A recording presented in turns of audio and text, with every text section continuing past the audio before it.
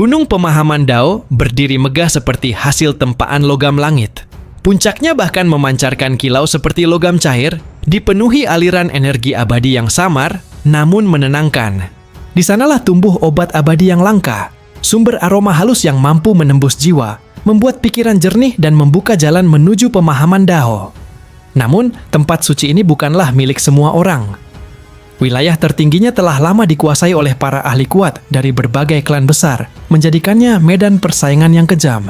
Shi Hao mendaki gunung itu selangkah demi selangkah, tenang namun membawa tekanan yang tak terlihat. Tidak ada satupun yang berani berjalan bersamanya. Semua makhluk di sekitarnya memilih mundur, seolah menghindari badai yang akan segera pecah. Reputasinya telah menyebar luas. Membunuh menantu klan kaisar demi menyelamatkan manusia adalah tindakan yang tidak mungkin dimaafkan. Itu bukan sekadar konflik biasa, melainkan permusuhan yang pasti berujung darah. Meski begitu, Shi Hao tidak menunjukkan sedikit pun keraguan. Baginya, sejak meninggalkan Imperial Pass, ia sudah tidak lagi berharap untuk kembali hidup. Kebebasan yang ia miliki sekarang hanyalah sementara. Cepat atau lambat, para Raja Abadi akan kembali dan menghakiminya. Karena itu, ia memilih untuk tidak takut. Dalam waktu yang tersisa, ia akan hidup sesuai kehendaknya tanpa tunduk pada siapapun. Ketika mencapai bagian atas gunung, langkah Shi Hao terhenti oleh seorang pria berjubah biru. Sosok ini bukanlah orang biasa. Ia adalah salah satu dari 10 ahli terkuat dari generasi sebelumnya klan raja, seorang kultivator yang telah mencapai tahap akhir alam self-release. Energi kekacauan mengalir dari tubuhnya, membuat ruang di sekitarnya bergetar samar. Tekanan yang ia pancarkan cukup untuk membuat banyak orang kehilangan keseimbangan. Namun di hadapannya, Shi Hao tetap berdiri tanpa gentar. Ketegangan langsung mencapai puncaknya. Pertarungan pun meledak tanpa peringatan. Keduanya menggunakan kemampuan surgawi dengan kekuatan penuh. Benturan mereka menghasilkan suara seperti guntur yang mengguncang seluruh puncak gunung. Cahaya energi memenuhi langit dan tekanan yang dihasilkan membuat banyak penonton tidak berani mendekat. Banyak yang awalnya yakin bahwa pria berjubah biru memiliki keunggulan. Dengan pengalaman ratusan tahun dan fondasi kultivasi yang dalam, ia seharusnya mampu menekan Shi Hao yang lebih muda. Terlebih lagi, energi kacau yang menyelimuti tubuhnya menjadi bukti kekuatannya yang luar biasa. Namun, harapan itu runtuh dengan cepat. Dalam kurang dari 100 gerakan, arah pertarungan berubah drastis. Shi Hao mulai mendominasi, serangannya semakin tajam dan tak terbendung. Energi yang ia lepaskan mengguncang langit dan bumi, hingga akhirnya ia menerobos pertahanan lawannya. Dengan kekuatan brutal, Shi Hao langsung merobek pria berjubah biru itu menjadi dua, mengakhiri hidup salah satu elit klan raja dalam sekejap. Pemandangan itu membuat seluruh gunung terdiam. Sosok yang pernah mengguncang dunia, yang memiliki pengalaman dan kekuatan luar biasa, ternyata tidak mampu bertahan di hadapan Shi Hao. Tatapannya yang dingin kemudian beralih pada pelayan manusia yang sebelumnya membela pihak lawan. Tanpa ragu, ia menghancurkannya dalam satu langkah. Bagi Shi Hao, manusia yang mengkhianati rasnya sendiri dan membenarkan tindakan memakan manusia tidak layak untuk hidup. Setelah itu, tanpa memedulikan keterkejutan dan ketakutan di sekelilingnya, Shi Hao melanjutkan langkahnya. Setiap pijakan terasa berat seperti gunung, membawa tekanan yang membuat siapapun enggan menghalangi jalannya lagi. Tidak ada yang berani bergerak, tidak ada yang berani bersuara. Shi Hao terus maju menuju titik tertinggi Gunung Pemahaman Dao. Kedatangannya bukan sekadar untuk memperebutkan obat abadi, melainkan sebagai simbol perlawanan terhadap dunia yang menindas. Kematian pria berjubah biru itu membuat seluruh Gunung Pemahaman Dao terdiam. Ia bukanlah ahli biasa, melainkan salah satu dari 10 ahli muda terkuat dari generasi terakhir klan raja. Setelah berkultivasi selama ratusan tahun, kekuatannya telah mencapai tahap akhir self-release realm dan bahkan mulai menyentuh jalan menuju ranah tertinggi. Namun, sosok sekuat itu tetap dibunuh Shi Hao hanya dalam puluhan gerakan. Hal ini membuat semua orang menyadari betapa pesatnya perkembangan kekuatan Huang. Bahkan kecepatannya membunuh pria berjubah biru itu jauh lebih cepat dibandingkan ketika ia menghadapi Martial Heavenly King. dan para ahli klan raja lainnya di Imperial Pass. Mau tidak mau, mereka harus mengakui bahwa Shi Hao adalah seorang jenius yang sangat menakutkan.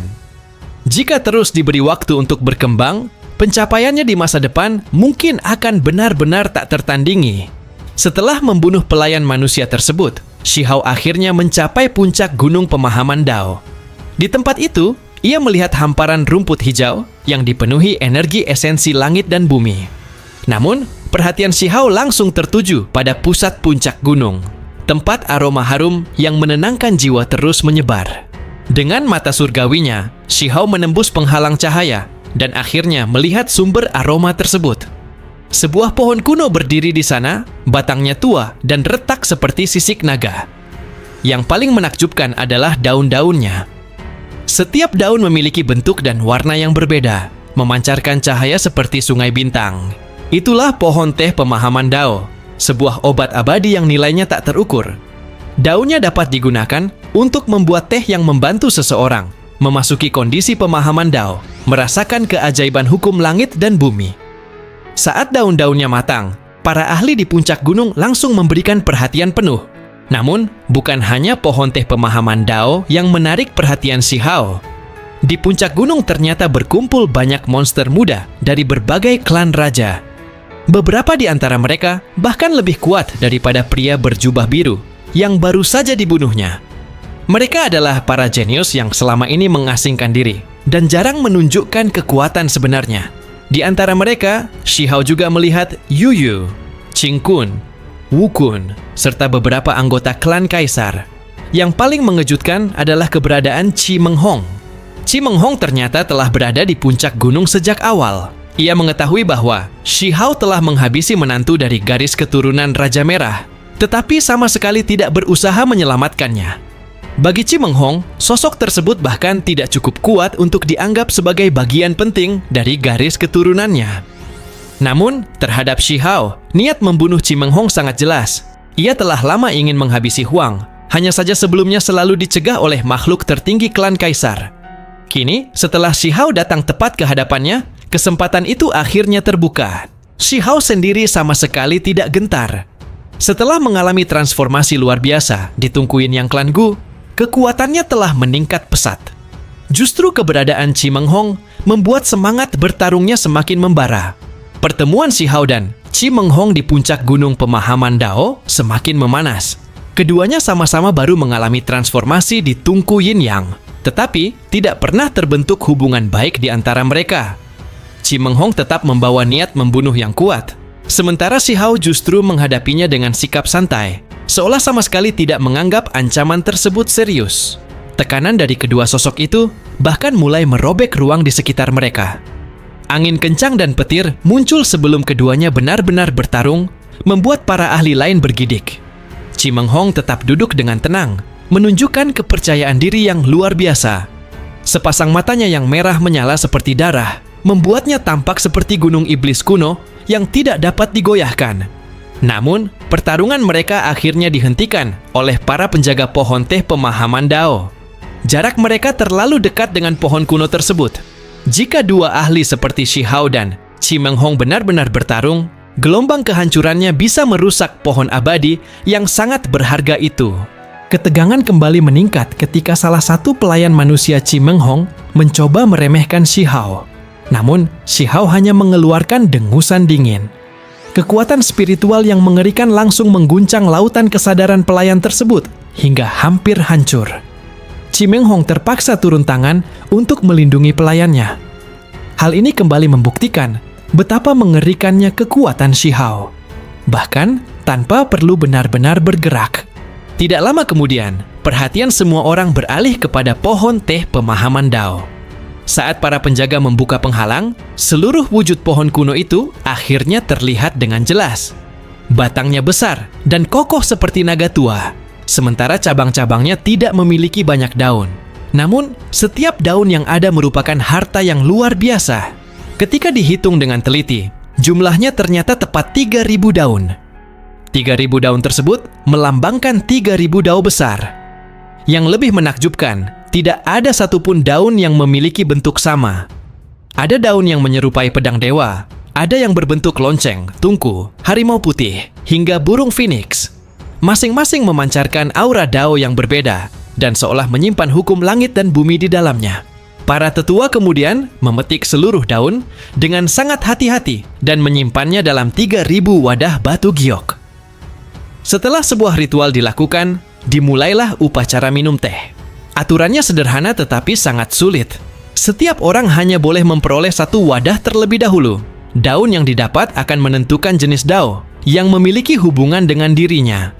Jika seseorang mampu memahami Dao dari daun tersebut, barulah ia memiliki kesempatan untuk mengambil daun berikutnya. Para ahli pun mulai mengerahkan kekuatan mereka. Namun sebagian besar bahkan tidak mampu menggerakkan wadah batu giok dari altar. Hanya beberapa puluh wadah yang berhasil terbang keluar. Shi Hao berhasil mendapatkan daun pemahaman Dao miliknya. Kini, semua orang menunggu untuk melihat jenis Dao seperti apa yang ternyata memiliki hubungan dengan Huang. Shi Hao menyadari ada sesuatu yang tidak beres. Wadah giok itu bergetar hebat dan berusaha melepaskan diri dari genggamannya. Shi Hao segera memahami bahwa seseorang sedang menggunakan harta rahasia untuk merebut miliknya. Setelah menelusuri sumber gangguan, ternyata tindakan tersebut berasal dari pihak Chi Meng Hong. Chi Meng Hong sendiri telah mendapatkan wadahnya, sementara 3 pelayan perangnya diam-diam menggunakan kekuatan magis untuk mengganggu ruang dan merebut wadah milik para ahli lain. Shi Hao tentu tidak akan membiarkan siapapun mengambil sesuatu yang sudah menjadi miliknya. Energi Yin dan Yang langsung meledak dari tubuhnya, disertai cahaya kunpeng yang berputar. Gelombang kekuatan itu menyapu ke arah para pelayan Chi Meng Hong dan menghancurkan kendali mereka atas harta rahasia. Ketiga pelayan tua tersebut langsung batuk darah dan terluka parah. Bahkan pelayan manusia yang sejak awal terus menunjukkan sikap angkuh hampir kehilangan nyawanya. Chi Meng Hong terpaksa turun tangan untuk melindunginya. Namun, setelah diselamatkan, pelayan tersebut masih berani memprovokasi Shi Hao. Kali ini, Shi Hao tidak lagi menahan diri.